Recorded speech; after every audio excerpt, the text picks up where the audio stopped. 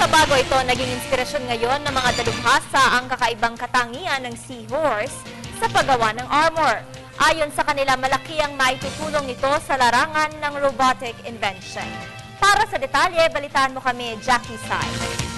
Sadyang maganda ang bawat kapal. Bawat isa ay may katangiang kakaiba.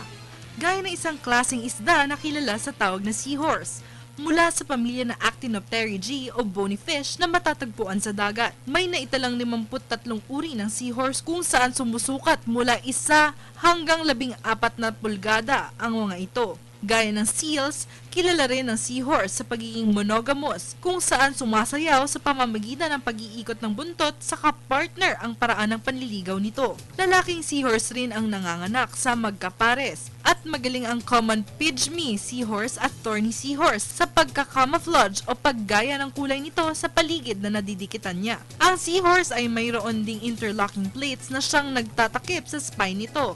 At dahil sa lakas at abilidad ng pagtupi ng buntot nito, nabigyan ng bagong inspirasyon ng mga scientists upang makagawa ng robotic invention. Ayon kay Science Professor Joanna McKittrick, ang buntot ng seahorse ay nagbibigay ng inspirasyon sa kanila dahil ito ay isang magandang underwater gripping device o magandang pagkakapit ng buntot nila sa ilalim ng tubig. Isang inspirasyon para gumawa ng robotic devices. Sa pag-aaral ng mga dalubhasang ito, umaasa silang magagaya ang katangiang taglay ng buntot ng seahorse. Na gaya ng isdang ito, maprotektahan din natin ang buto ng tao. Ayon naman kay Science Professor Mark Mayers, ang pagkakaroon ng katangi-tanging flexibility nito gamit sa medical devices, bomb disposal gripping mechanisms, lalo na sa mga pagkakataong kinakailangang ilubog ito sa tubig. Patuloy naman ang pag-aaral ng mga scientists na ito upang magawa ang interlocking plates na maaaring makatulong sa mga tao.